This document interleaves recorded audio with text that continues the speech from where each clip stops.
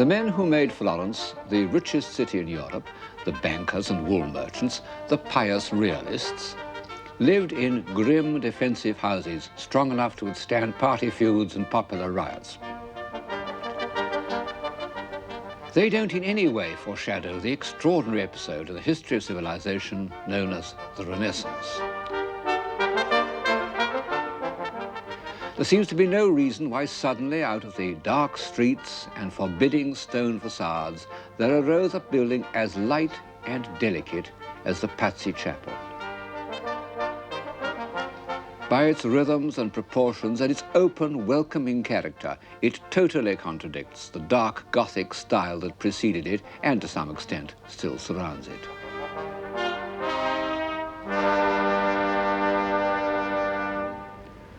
What has happened? The answer is contained in one sentence by the old Greek philosopher Protagoras. Man is the measure of all things. The building in front of which I am standing, the Pazzi Chapel, built in about 1430 by the great architect Brunellesco, has rightly been described as the architecture of humanism. His friend and fellow architect, Leon Battista Alberti, addressed man in these words: "To you is given a body more graceful than other animals, to you power of apt and various movements, to you most sharp and delicate senses, to you wit, reason, memory, like an immortal God." Well, it's certainly incorrect to say that we are more graceful than other animals, and we don't feel much like immortal gods at the moment. But in 1400, the Florentines did. There's no better instance of how a burst of civilization depends on confidence than the Florentine state of mind in the early 15th century. Gloria in excelsis Deo.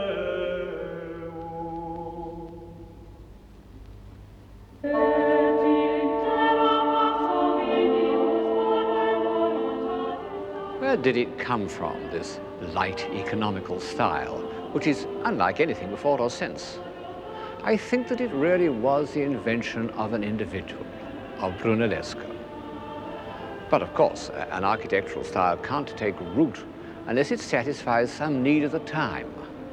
And Brunellesco's style satisfied the need of the clear-headed, bright-minded men who appeared on the Florentine scene at the moment when the discipline of trade and banking, in its most austere form, was beginning to be relaxed. And life, the full use of the human faculties, became more important than making money.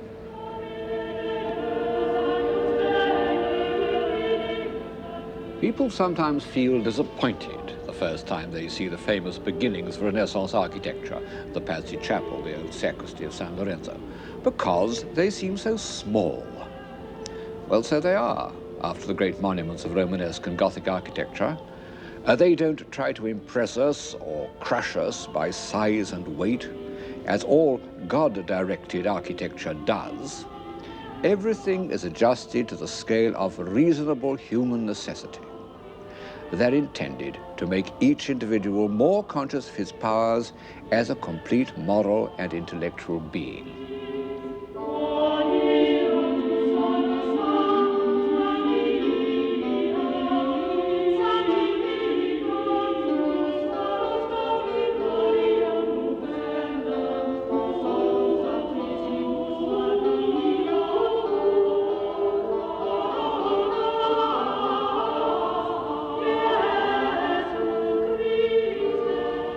The dignity of man. Today, those words die on our lips. But in 15th century Florence, their meaning was still fresh and invigorating. One of the second generation of humanists, named Manetti, wrote a book entitled On the Dignity and Excellence of Man. And this is the concept that Brunellesco's friends were making visible. The grandest of all these testimonies to the dignity of man is by Masaccio, in the series of frescoes he painted in the Church of the Carmine.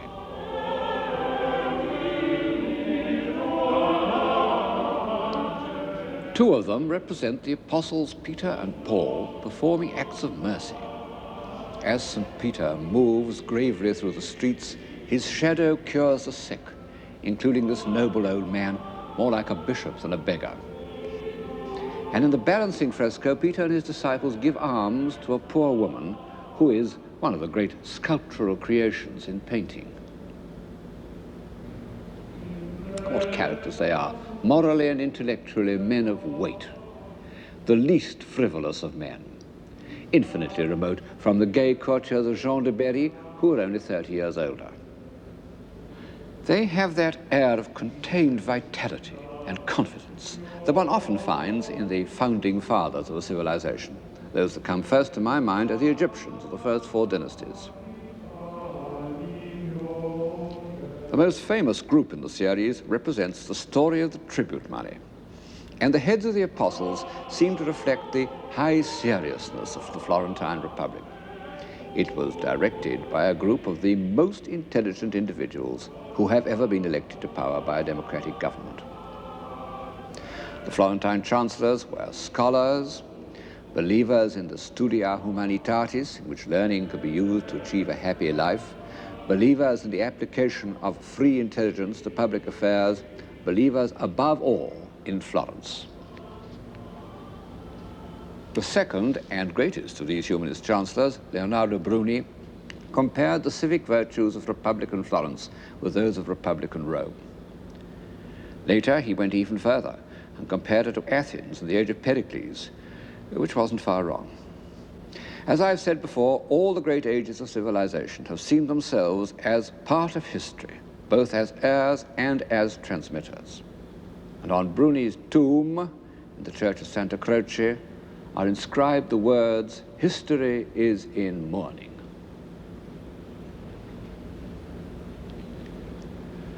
Bruni and his friends had derived these ideals from the authors of Greece and Rome.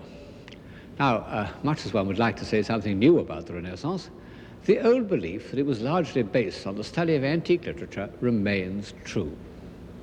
Of course, the Middle Ages derived much more from classical antiquity than used to be supposed, but their sources were limited, their texts corrupt, and their interpretations often fanciful. Almost the first man to read classical authors with real insight was the poet Petrarch, that complex figure of the 14th century, that false dawn of humanism, whose love of opposites, of fame and solitude, of nature and politics, of rhetoric and self-revelation, makes us think of him as the first modern man, until we begin to read his works. Petrarch never learned Greek, but his younger contemporary, Boccaccio, did, and so there entered into Florentine thought a new regenerative force and a new example. The first 30 years of the 15th century was the heroic age of scholarship, when unknown works by the greatest writers of antiquity, Tacitus, Plato, Cicero, and a dozen others, were discovered in monastic libraries, where they'd lain since they were copied in the Dark Ages. And it was to house these precious texts, any one of which might contain some new revelation, that Cosimo de' Medici built the library of San Marco. It looks to us peaceful and remote, but the first studies that took place there were not remote from life at all. It was the humanist equivalent of the Cavendish laboratory. The manuscripts unpacked and studied under these harmonious vaults could alter the course of history with an explosion not of matter, but of mind. Next to the Pazzi Chapel are the cloisters of Santa Croce, also built by Brunellesco some years later. I said that the Gothic cathedrals were hymns to divine light. These cloisters, with their round arches, running races in their mirth, happily celebrate the light of human intelligence. And sitting in them, I found it quite easy to believe in man.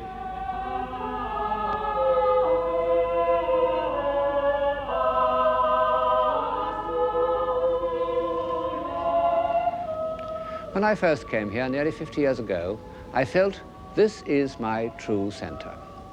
Well, twice it seemed that they were lost. Once at the end of the German occupation, and once when the floods came and there were fishes swimming where my feet are in the ambulatory. But so far, the forces of destruction have been defeated. Clarity, economy, elegance. These are the qualities that give distinction to a mathematical theory. And no doubt early Renaissance architecture is based on a passion for mathematics, particularly for geometry. Of course, Gothic architects had designed on a geometrical basis, but it had been of immense complexity, as elaborate and as logical as scholastic philosophy. Nothing could be more geometrical than the Florentine baptistry, which is one of the earliest buildings in the city. But the Renaissance added to this tradition of design all sorts of philosophical notions, including the idea that these forms must be applicable to the human body, that each, so to say, guaranteed the perfection of the other. There are dozens of drawings and engravings to demonstrate this proposition, of which the most famous is by Leonardo da Vinci. Mathematically, I'm afraid it's really a cheat, but aesthetically it has some meaning, because the symmetry of the human body and the relation of one part of it to another do influence our sense of normal proportion. And philosophically, it contains the germ of an idea which might save us, if we could really believe it, that through proportion we can reconcile the two parts of our being, the physical and the intellectual. The same approach was applied to painting in the system known as perspective, by which it was thought that by mathematical calculation one could render on a flat surface the precise position of a figure in space. And this, too, seems to have been invented by Brunellesco. But we can see it best in the works of his two friends, Ghiberti and Donatello, whose low-relief sculpture is really a kind of painting. Ghiberti's Jacob and Esau on the famous baptistry doors shows perspective used to achieve a spatial harmony that has almost a musical effect. Donatello's relief of St. Anthony of Padua curing a boy's leg shows the other use of perspective, to heighten emotion by a more intense awareness of space. I don't know why I always feel there's something alarming about an empty amphitheater, which suits the drama of this particular subject. The Florentines were extremely proud of this invention, which they thought, wrongly as it turned out, was unknown to antiquity.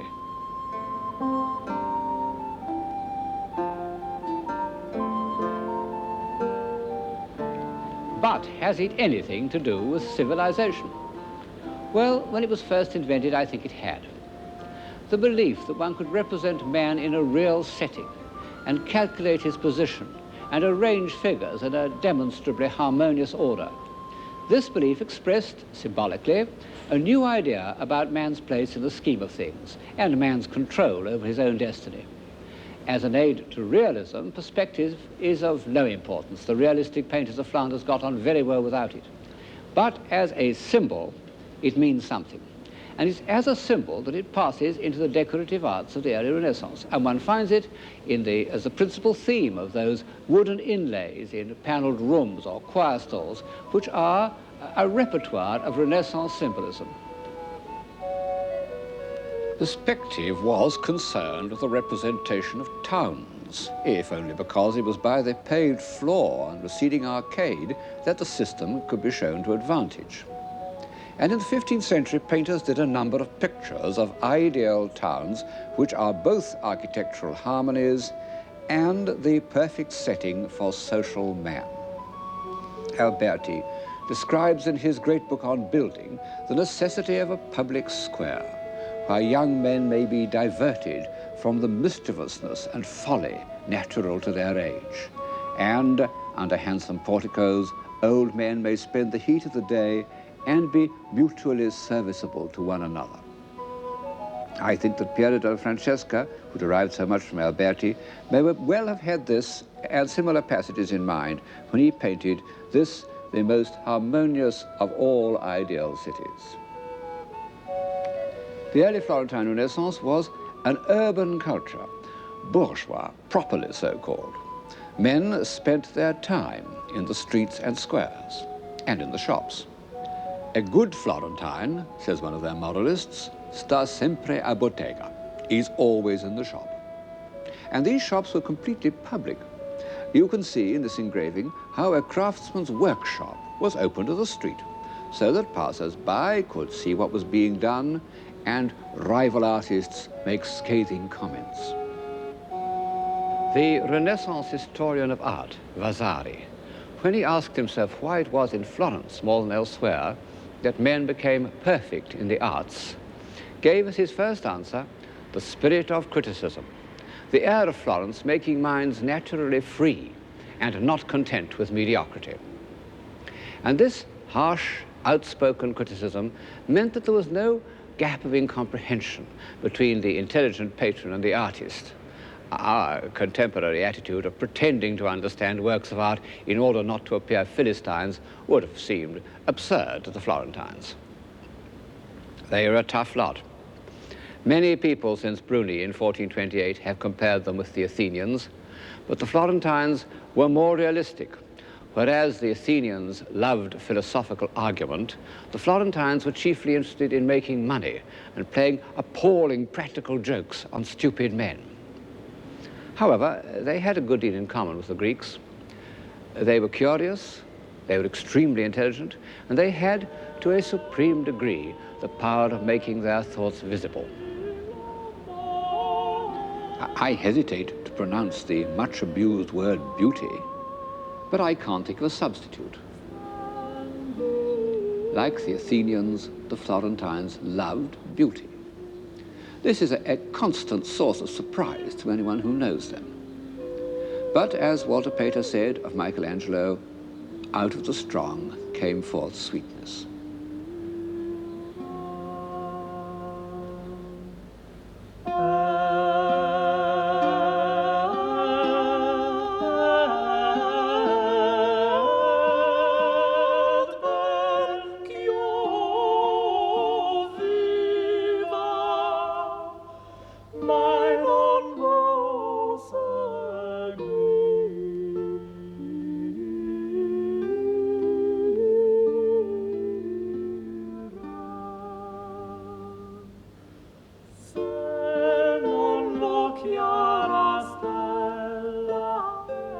Donatello paid an even more direct tribute to the antique concept of beauty in his bronze David. The body is almost disturbingly physical, and the head is derived from that of the great male beauty of the ancient world, the Emperor Hadrian's beloved, Antinous, although with a sharper Florentine accent that makes it far more attractive.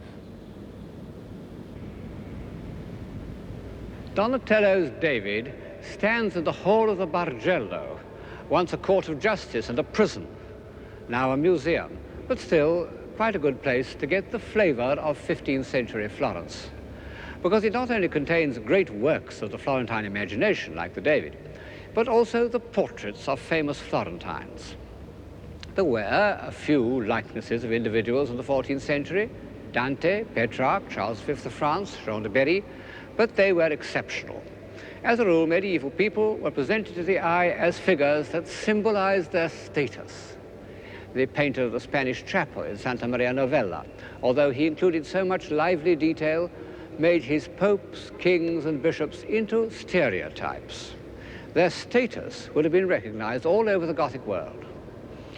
But these proudly individual characters wished to record for posterity exactly what they were like. In fact, many of these busts are done from actual death masks, which even great artists like Donatello didn't hesitate to incorporate in their work. Of course, this bronze relief isn't at all a death mask. It's the self-portrait of that character who so often flits in and out of the program, the architect and universal man, Leon Battista Alberti.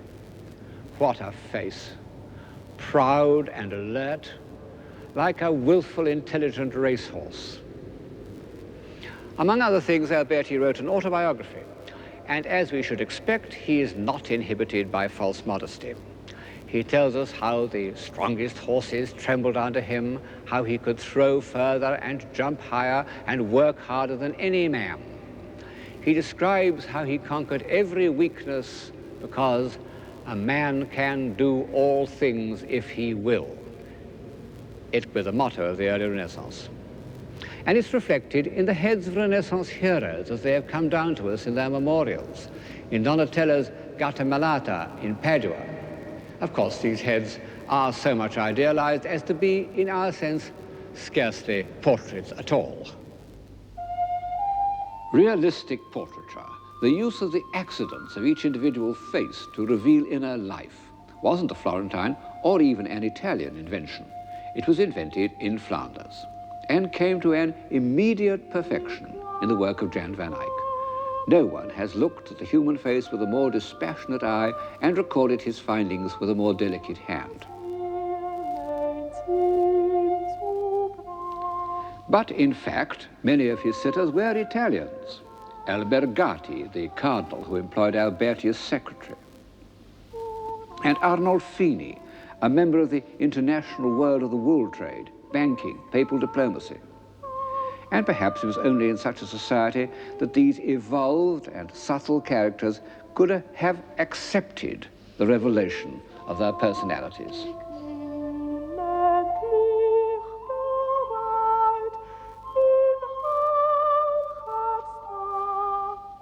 Van Eyck's exploration of personality extended beyond the face.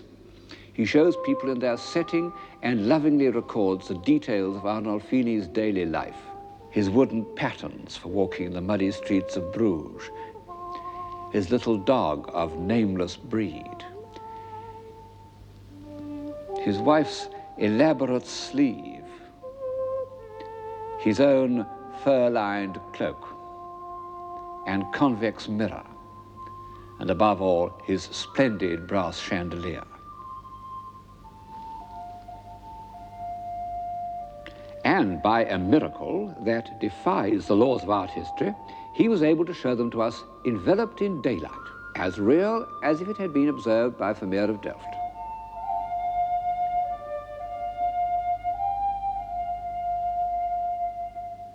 This sensibility to atmosphere the Florentines never attempted. They were a sculpture-minded people. But in their portrait busts, they came to achieve an almost Flemish realism. How like these Florentine worthies are to the confident faces that we see in Victorian photographs. This is the professional man, a doctor, his face lined with the wisdom of experience. In fact, he was Donatello's doctor and saved his life. And this is a businessman called Pietro Mellini. A character in one of Alberti's dialogues says, "A man cannot set his hand to more liberal work than making money. For what we sell is our labor. The goods are merely transferred."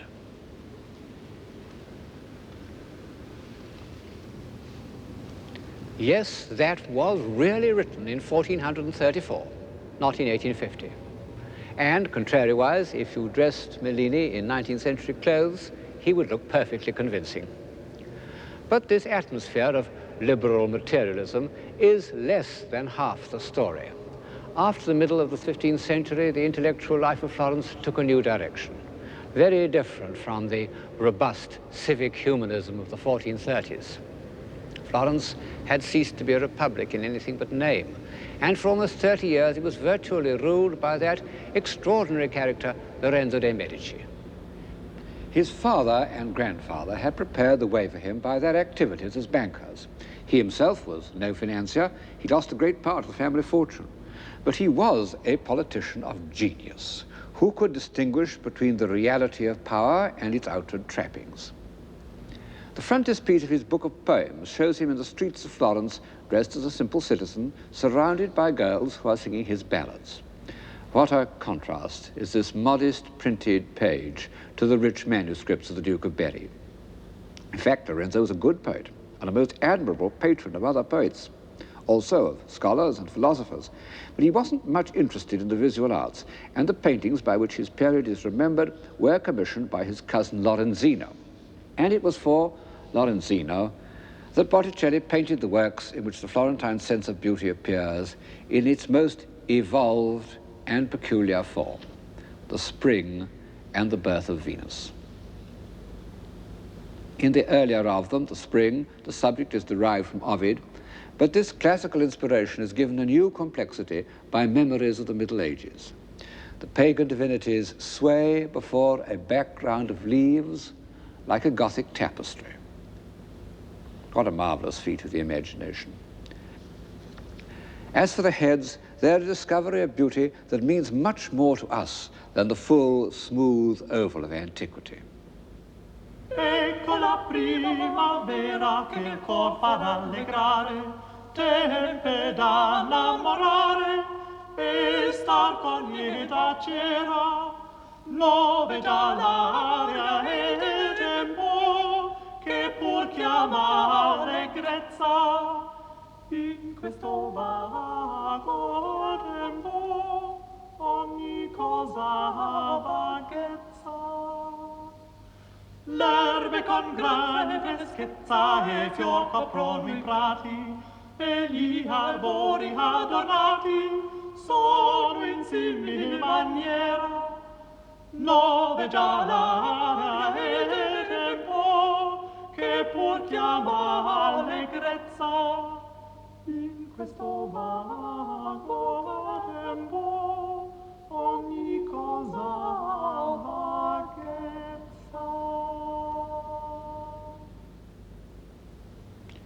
The subject of Botticelli's other great allegory, The Birth of Venus, is taken from a contemporary poet, Poliziano.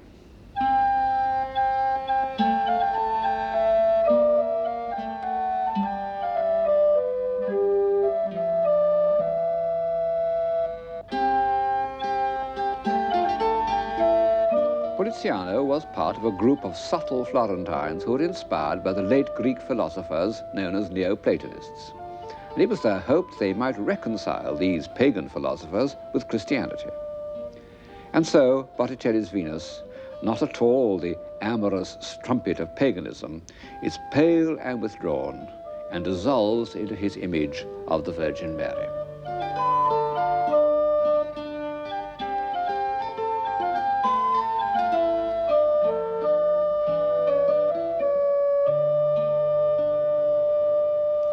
The discovery of the individual was made in early 15th century Florence. Nothing can alter that fact.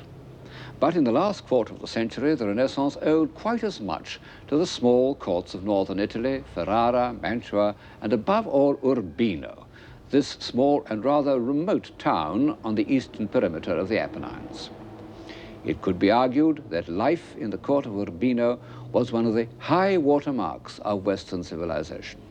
The reason is that this court and its dominions were protected from the surrounding ruffians by Federigo Montefeltro, the first Duke of Urbino, the greatest general of his day, who was also a humane and intelligent man. And the town itself, with its soft pink bricks, so different from the harsh stones of Florence, seems to reflect the same feeling of humanity. It's small enough for a good ruler to know all the inhabitants and listen to their troubles, which in fact is exactly what Duke Federigo did. His palace began as a fortress built on an impregnable rock, and only when he'd fought his way to security could he afford to give it the sweet and delicate details which make it one of the most beautiful pieces of architecture in the world.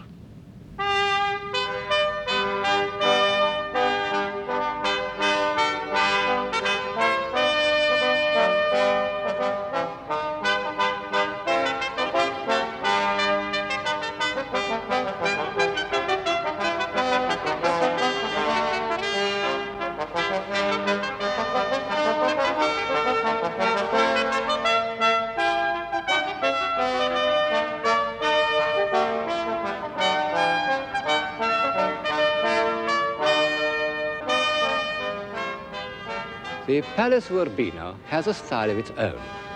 The arcaded courtyard, where I'm standing now, isn't speedy and springy like Brunellesco's cloister, but calm and timeless. And the rooms are light and airy, and so perfectly proportioned that it exhilarates one to walk through them. In fact, I think the interior is the most beautiful in the world, and the only palace that I can go round without feeling oppressed and exhausted.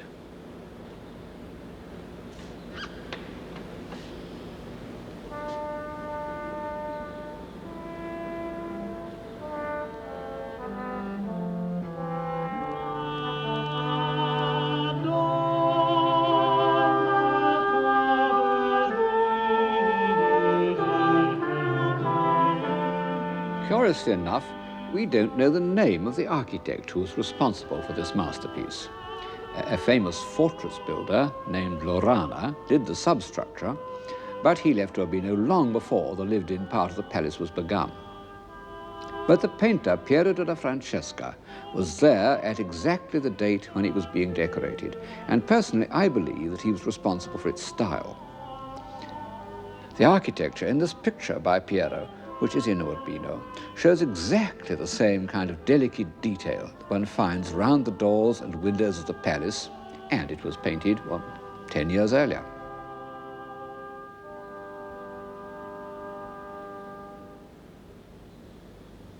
However, I think that the noble proportions and the whole sense of space must reflect the character of the Duke himself. His biographer, named Vespasiano di Bistici, refers again and again to the Duke's humanity. He asked the Duke, what is necessary in ruling a kingdom? The Duke replied, essere umano, to be human. Whoever invented the style, this is the spirit that permeates the Palace of Urbino.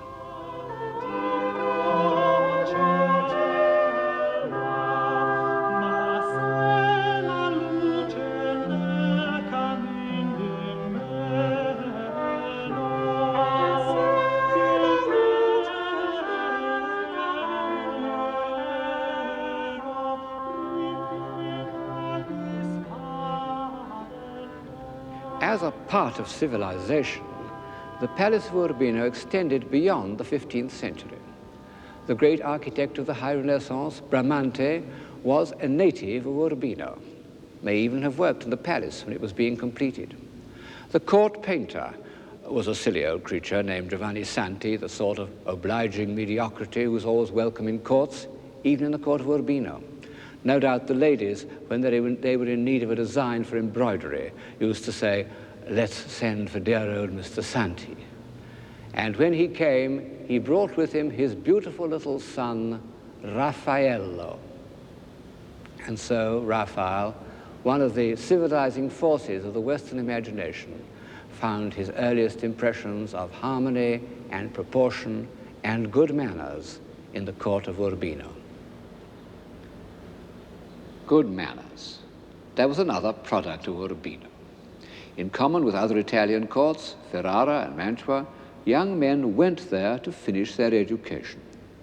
They learned to read the classics, to walk gracefully, speak quietly, play games without cheating or kicking each other on the shins.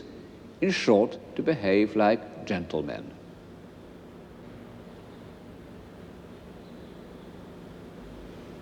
Under Federigo's son and successor, Guidobaldo, the notion of a gentleman was given classic expression in a book called Il Cortigiano, the courtier, by Baldassare Castiglione. It had an immense influence. The Emperor Charles V had only 3 books beside his bed: the Bible, Machiavelli's Prince, and Castiglione's Courtier. For over 100 years, it formed everybody's notion of good manners. Actually, it's very much more than a handbook of polite behavior, because Castiglione's ideal of a gentleman is based on real human values.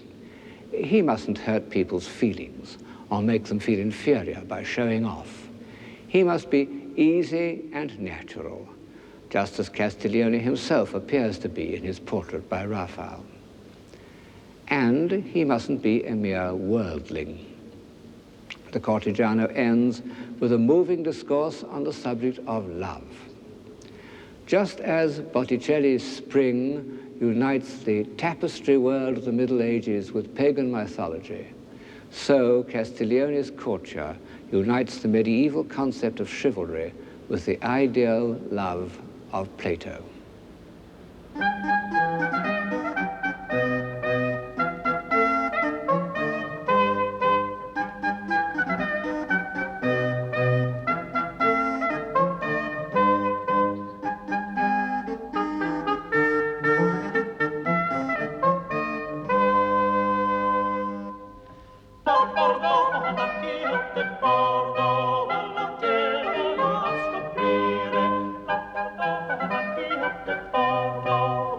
Volentieri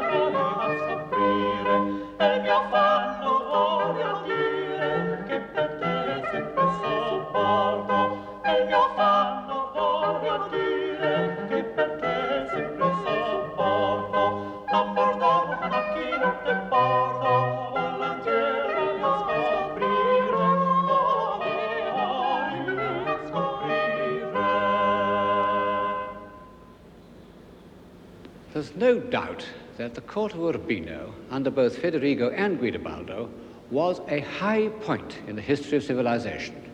And the same is true, in a lesser degree, of the court of Mantua. The palace of Mantua lacks the exhilarating lightness and lucidity of the palace of Urbino, but it contains one room in which, more than anywhere else perhaps, one can get an idea of civilized life in an Italian court. It's the room decorated by the court painter Andrea Mantegna.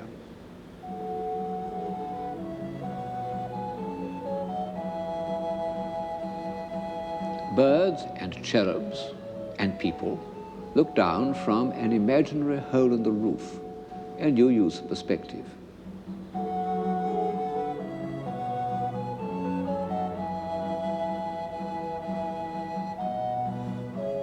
Then come painted busts of Roman emperors,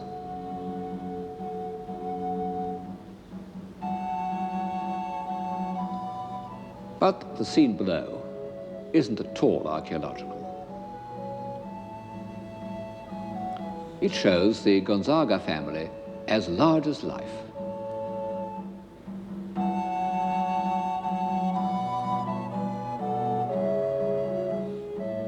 Also their dogs.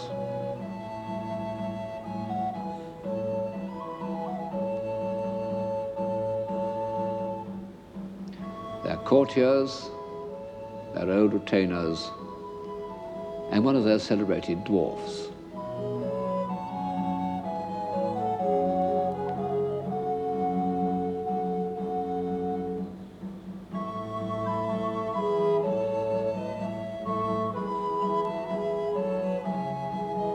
In spite of the formidable frontality of the Marchioness, the spirit of the whole group is extremely natural. The little girl asks if she may eat an apple, but her mother is interested to know what news the Marquis has just received from his secretary. And in fact, it is good news that their son has been made a cardinal.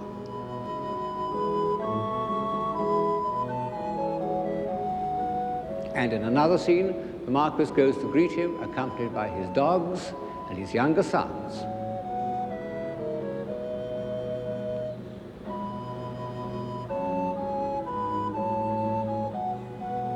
What an agreeably informal reception. One of the younger children holds his hand, and the little boy takes the hand of his elder brother.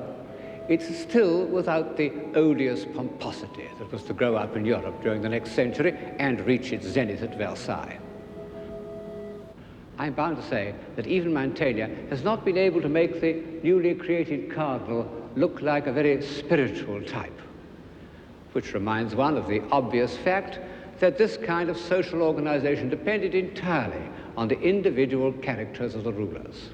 In one state is Sigismondo Malatesta, the wolf of Rimini, who did things that even the most advanced theatrical producer would hesitate to put on the stage. In the neighboring state, Federigo Montefeltro, the God-fearing father of his people, and yet both of them employed Alberti, and both were painted by Piero della Francesca. Federigo was a lover of books, who made the Palace of Urbino into one of the finest libraries in Italy. But when he read them, he left his armor on, and he needed to. This was one of the weaknesses of Renaissance civilization. And the other, no less obviously, was that it depended on a very small minority. Even in Republican Florence, the Renaissance touched relatively few people. And in places like Urbino and Mantua, it was practically confined to the court. This is contrary to our modern sense of equality. But one can't help wondering how far civilization would have evolved if it had been entirely dependent on the popular will. W.B. Yeats actually used the example of Urbino when he addressed a poem to a wealthy man who promised a subscription to the Dublin Gallery if it were proved that the people wanted pictures. He said, and Guidobaldo, when he made that mirror school of courtesy where wit and beauty learnt their trade upon Urbino's windy hill, had sent no runners to and fro that he might learn the shepherd's will. One may not like courts, I don't much like them myself. But at a certain stage, it's only in a court that a man may do something extravagant for its own sake, because he wants to, because it seems worth doing, something like the extraordinary wooden inlays in this study. And it's sometimes through such willful, superfluous actions that men discover their powers.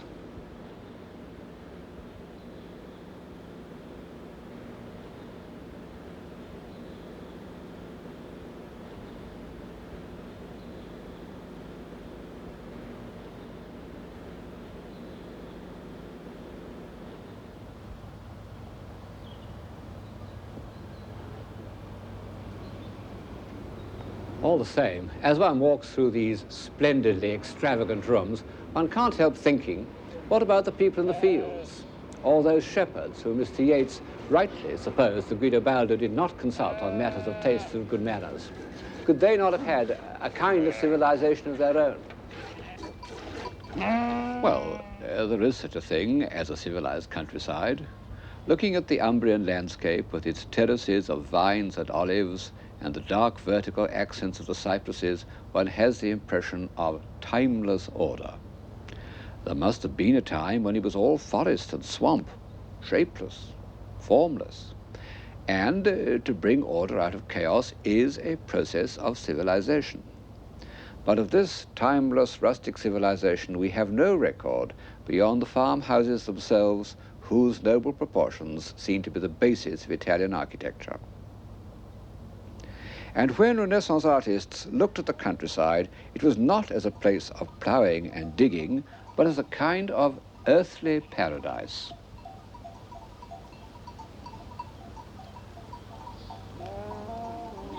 This is how it appears in the first evolved landscape in European painting, the background of Van Eyck's Adoration of the Lamb. The foreground is painted with a medieval sharpness of detail, but our eye, passing over the towers and dense greenery of laurels and palms, floats into a gleaming distance.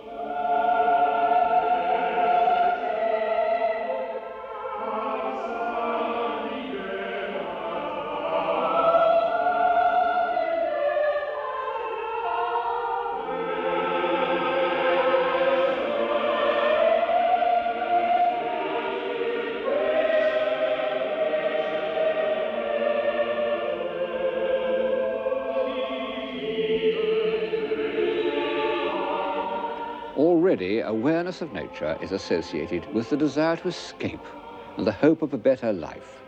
And such it remained in the work of Giovanni Bellini, the founder of Venetian painting, who first used his backgrounds to create a mood in which the action or story of the picture can be more vividly felt.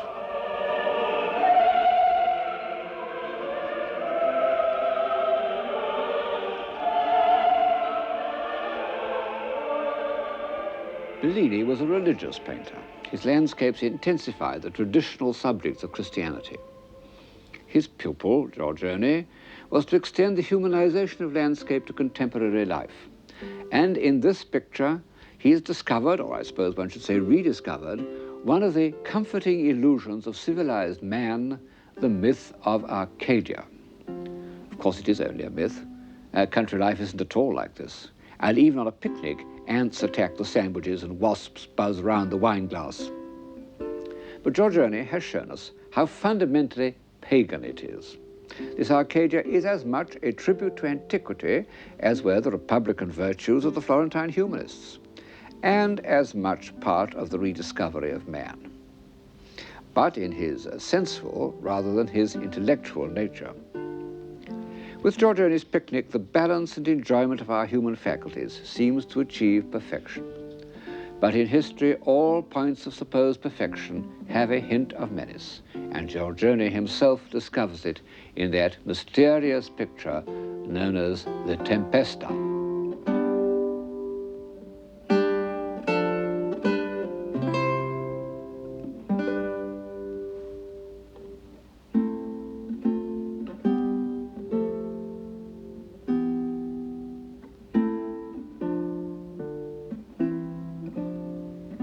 What on earth is going on? What is the meaning of this half-naked woman suckling a baby, this flash of lightning, this broken column? Nobody knows. Nobody has ever known. It was described in Giorgione's own time as a soldier and a gypsy. Well, whatever it means, it certainly doesn't show any confidence in the light of human reason. A man can do all things if he will. How naive Alberti's statement seems when one thinks of that great bundle of fears and memories that every individual carries around with him, to say nothing of the external forces which are totally beyond his control. Giorgione, the passionate lover of physical beauty, painted this picture of an old woman and inscribed it col tempo, with time. One can see that she must once have been a beauty. It's one of the first masterpieces of a new pessimism, new because without the comfort of religion, that was to be given final expression by Hamlet.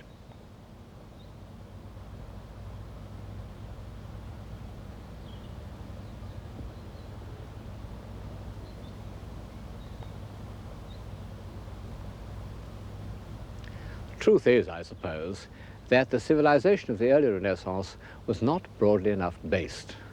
The few had gone too far away from the many, not only in knowledge and intelligence, this they always do, but in basic assumptions. When the first two generations of humanists were dead, their movement had no real weight behind it. And there was a reaction away from this human scale of values. Fortunately, they left in sculpture, painting, and architecture their message to every generation that values reason, clarity, and harmonious proportion, and believes in the individual.